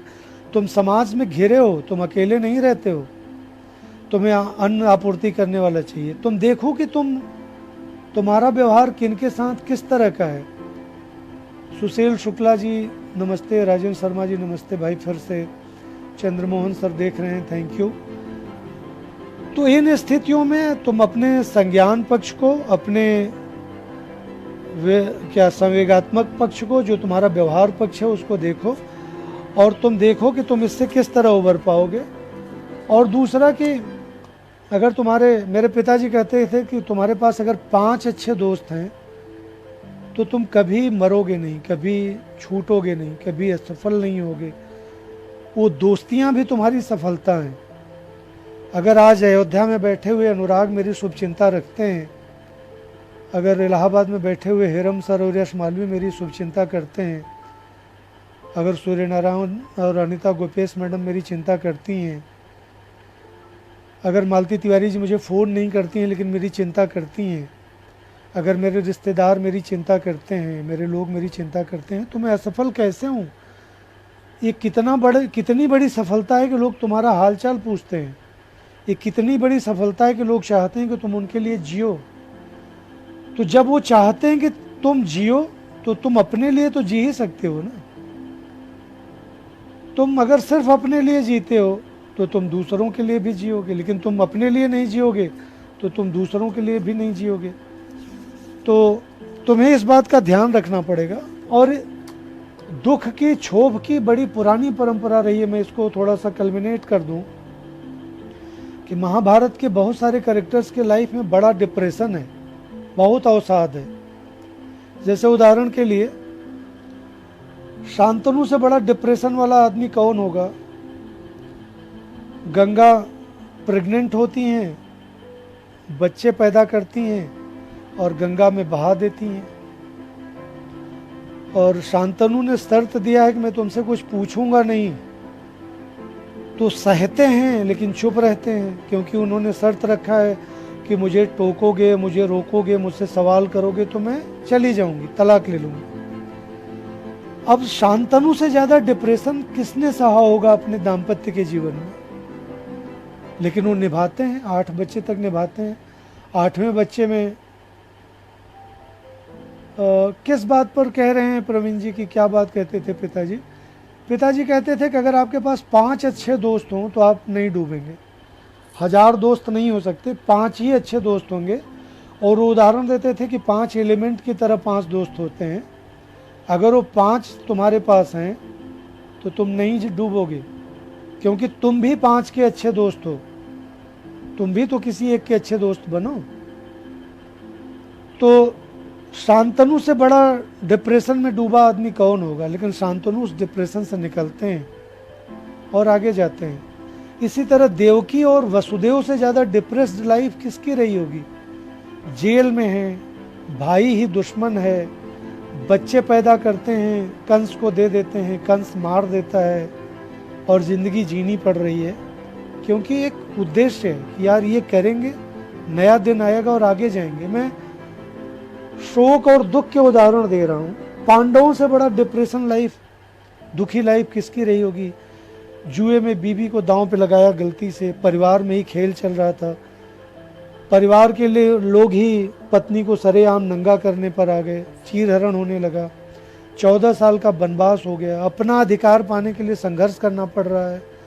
लेकिन फिर भी कुंती का धैर्य और पांडवों की तपस्या और पांडवों का श्रम, उन्हें महाभारत तक जाना पड़ता है। अगर पांडवों ने अपने को सैडिस्ट बना लिया होता, दुखवादी बना लिया होता और साथ में चले गए होते और चिढ़ और गुस्से में और निराशा में, हताशा में डूब करके रास्ता छोड़ दिया होता, तो वो धर्म का वो युद्ध कैसे होता? तो आपको ये करना पड़ेगा कि आपको निरंतर इस दिशा में नया करना होगा। आपका जो जीवन साथी है, जो आपके पार्टनर हैं, जो आपके सहयोगी हैं, कैसे भी हैं, उनको क्षमा करने की एक भावना आपके मन में होनी चाहिए, अन्यथा जीवन नरक है। हर दिन किसी न किसी से कोई गलती होगी और हर दिन आप अगले दिन के लिए कोई कंटेंट जुटा सकते हैं कि कल तुमने गलती की थी। पूर्णिमा सैनी जी, हम बात करेंगे, अभी तो हम किसी और प्रवचन पे, किसी और मुद्दे पे बात कर रहे हैं, तो आपको ये ध्यान में रखना होगा। और तीसरा कि ये समस्या आज वाली जो है वो तात्कालिक है, ये 4-6 महीने की समस्या है। ये लॉकडाउन ख़त्म होगा, पक्का ख़त्म होगा, इसमें अपने को संभाल के रखें। जिंदगी फिर से आएगी। मनुष्यता जो है वो किसी महामारी के मारे नहीं जाने वाली है। ये संघर्ष बहुत लंबा है और लाखों साल का है। हम पांडवों और कौरवों और राम और लक्ष्मण और जरासंधों और चंद्रगुप्तों और नंदों और इन सब के वंशज रहे हैं हम, शूद्रक और भवभूति और वाल्मीकि और जो हैं, इन सब के खानदान के लोग हैं हम लोग। तो हमको इससे बच कर के बाहर आना है और हमको कोशिश करनी होगी कि हम इन स्थितियों में सिर्फ अपने लिए यत्न नहीं करें, अकेले जीने की कोशिश मत करो। हाल चाल लो, लोगों से जुड़ो, लोगों को जोड़ो और क्षमा करो और क्षमा मांगो भी। माफ़ करते रहो और माफ़ी मांगते रहो और कोशिश करो कि गलतियां नहीं हो। लेकिन हर आदमी कंप्लीट नहीं होता है, हर आदमी जो है वो गलतियों का पुतला है। तो और दूसरा कि देखो कि तुमने आकलन करो कि तुमने कितनों की मदद की, कितनों को डुबाया। जो राजेश जोशी जी अपनी एक कविता में कहते हैं, बड़ी अच्छी बात है, पानी पियो तो प्यास याद करो इमाम हुसैन की, याद करो कि तुम किसी की राह में अजीत तो नहीं हुए। तो देखो कि तुमने किसी के रास्ते में अपने को रोड़ा बन के तो नहीं डाला। देखो कि तुमने किसी के जीवन में जहर तो नहीं घोला। या कुंवर नारायण जी की कविता मुझे हमेशा याद आती है, कोई भी दुख मनुष्य के साहस से बड़ा नहीं, वही हारा है जो लड़ा नहीं। तो मेरा कहना है कि संघर्ष के असंख्य तरीके हैं, जिसमें एक बड़ी भावना ये है कि दूसरों की मदद करो भी और दूसरों से मदद लो भी। जीवन में मदद मांगना और मदद देना अगर तुम्हारा धर्म है तो तुम अकेले कैसे रहोगे। तुम जो काम जानते हो उसमें लोगों के साथ आओ। सुख में भी जुड़े रहो तो दुख में भी जुड़े रहोगे, सुख में नहीं जुड़े रहोगे तो दुख में भी नहीं जुड़े रहोगे। हम लोगों की तरफ एक कहानी बड़ी पॉपुलर है, कोई बाबू साहब थे, वो हर आदमी की बारात में, हर बच्चे की दूसरों की बारात में अपने जूते भेज देते थे। तो जब उनके बेटे की बारात आई तो उसमें सिर्फ जूते ही जूते बारात में गए थे। तो व्यवहार रखो, अगर तुम्हारे अगल बगल लोग परेशान हैं तो उनकी परेशानी समझो और अपने को मेंटली प्रिपेयर रखो। छोटी बातों को गांठ बांधना बंद कर दो और बड़ी बातों के कारण तक जाके उसका सलूशन निकाल लो। और बहुत बुरा आदमी हो तो उससे कुछ दिनों के लिए, हमेशा के लिए कट ऑफ कर लो, क्योंकि हर आदमी तो आपके लिए बदलने वाला नहीं है। तो उनसे बाहर हो जाओ और अपने काम को समझो, अपनी कमियों को समझो और अपने दायरे को बड़ा करो। दुनिया बहुत बड़ी है और जिस इंडस्ट्री में जहाँ आप जुड़े हैं, सिनेमा में भी, यहाँ बहुत तरह के लोग हैं। इसी इंडस्ट्री में पैसे मारने वाले लोग हैं, इसी इंडस्ट्री में पूरे पैसे देने वाले लोग हैं और सराहना करने वाले भी लोग हैं। तो आप मनुष्य की अभिरुचि को नहीं बदल सकते, अपनी अभिरुचि को बदलते हुए आप वैसे लोगों की खोज करिए जो आपके साथ ईमानदारी बरतें। और दुनिया बड़ी अच्छी है, हर आदमी बेईमान नहीं है, हर आदमी ट्रैफिक का नियम नहीं तोड़ता है, कुछ ही लोग ऐसा करते हैं। और अपने अतीत से जुड़े रहो। एक अच्छी बात के साथ मैं अपनी बात बंद करूंगा। पिताजी अक्सर कहते थे कि जब तुम कोई पार्टी करना, कोई आयोजन करना या कोई मौका प्रयोजन तुम्हारे यहाँ पड़े तो देखना कि कितने पुराने तुमसे जुड़े हुए लोग उसमें शामिल हैं। अगर तुम्हारी किसी पार्टी में साल 6 महीने के ही परिचित शामिल हैं तो समझ लो कि तुम्हारा जीवन व्यर्थ है। अगर तुम्हारा कोई 30 साल का परिचित है, कोई 40 साल का परिचित है, कोई 50 साल का परिचित है, कोई तुम्हारे पिता का मित्र शामिल है, कोई तुम्हारे ग्रैंडफादर का मित्र शामिल है, कोई ननिहाल का पुराना मामा के दूर का भाई शामिल है, तो समझना कि तुम मुकम्मल हो। नहीं तो अगर तुम सफल रहोगे तो महीने 1.5 महीने के ही लोगों से तुम्हारी पार्टी हो जाएगी। तो हमेशा देखो कि तुम्हारे प्राइमरी स्कूल के दोस्त तुम्हारे मित्र हैं, तुम्हारे हाई स्कूल के दोस्त मित्र हैं, ग्रेजुएशन के दोस्त मित्र हैं या नहीं, आगे के दोस्त मित्र हैं या नहीं। और एक बात कि पिछले 10 दिनों में तुमने कोई मैत्री की है या नहीं की है। अगर तुम्हारी ये क्षमता खत्म हो गई है तो भी तुम खतरे में हो।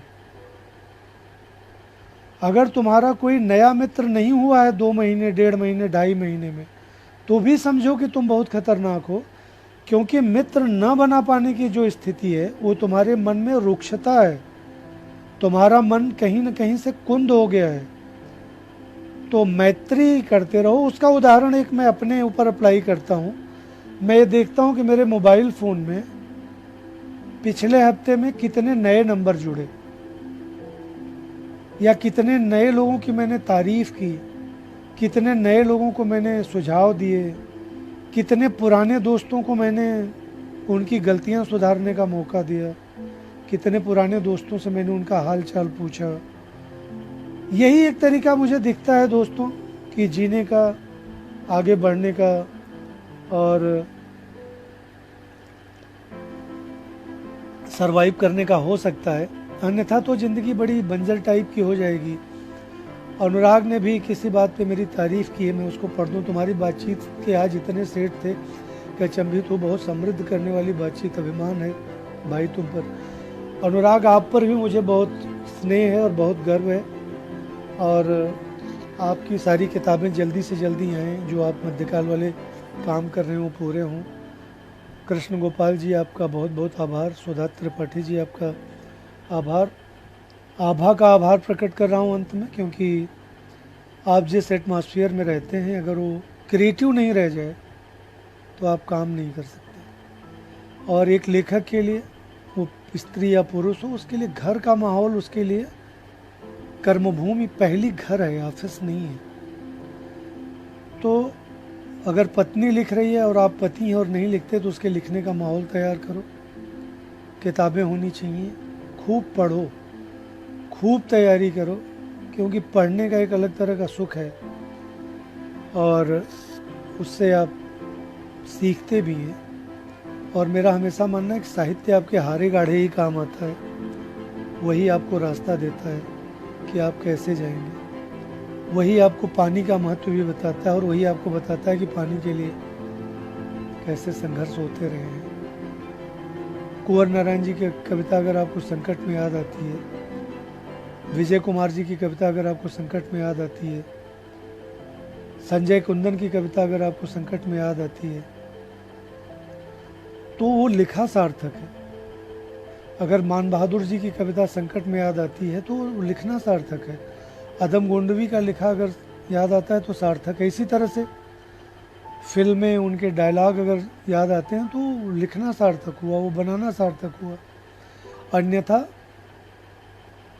आप अनपढ़ होके भी जी सकते हैं और पढ़े लिखे भी होके जी सकते हैं, कोई फ़र्क नहीं पड़ता है। दूसरा, मेरा निजी मत है कि दोस्तों, जीवन में ईर्ष्या को जितना कम स्थान दोगे, और ईर्ष्या को आप क्रिटिकल आलोचना की तरफ ले जाओ, क्रिएटिव आलोचना की तरफ ले जाओ, क्रिटिकल से, कि समझो कि क्या हो सकता है। और लेखक के निजी अप्रोच से, निजी व्यवहार से बहुत प्रभावित होने की ज़रूरत नहीं, क्योंकि वो लेखक 20-25 साल का मेहमान है, बचेगी उसकी रचना ही। तो उसको उसकी गति पे छोड़ दो। अगर वो बहुत बुरा है, इसी तरह कोई टेक्नीशियन है तो उसको उसकी गति पे छोड़ दो। और सबसे अच्छा तरीका है, अपनी मदद खुद करो और दूसरों की मदद करने के बारे में विचार करो। मैं विजय सैनी का आभारी हूँ कि विजय ने मौका मुझे दिया अपने फेसबुक लाइव पे, और विजय जी से जैसी मेरी बातचीत हुई है कि आगे आने वाले दिनों में यहाँ बहुत अच्छे और बातचीत होनी है। और अगर विजय कहेंगे तो आगे कभी एक आध सत्र में और इस पर करूँगा, और चर्चाएं होंगी। और आप लोग इस लाइव का जो लिंक है, इसको अपने पास रखें, इसको शेयर करें और इसको दूसरों तक पहुँचाएँ, जिससे यहाँ होने वाली बातें आपको फिर से मिल सकें। Thank you Vijay, thank you Rajni, thank you Abha, मेरे ख्याल से आभा ने शेयर किया है। थैंक यू मानस और भानी और दोस्तों, अनुराग और अनिता मैम, सारे लोग जिन्होंने देखा, भौमिक दादा और चंद्रेश्वर भाई, सबका आभारी हूँ। Thank you. और फिर बात करते हैं। मैं समाप्त कर रहा हूँ विजय, अनुमति है ना विजय? धन्यवाद। मैं इसको वो करता हूँ और जल्दी ही मिलते हैं। और आप लोग अपना ध्यान रखें, खुश रहें, अपने को समझें, अपने पार्टनर्स को समझें, बच्चों को समझें और नए जीवन की तैयारियां करें। आगे बहुत अच्छे दिन आने वाले हैं, दुनिया जाने वाली नहीं है। Thank you.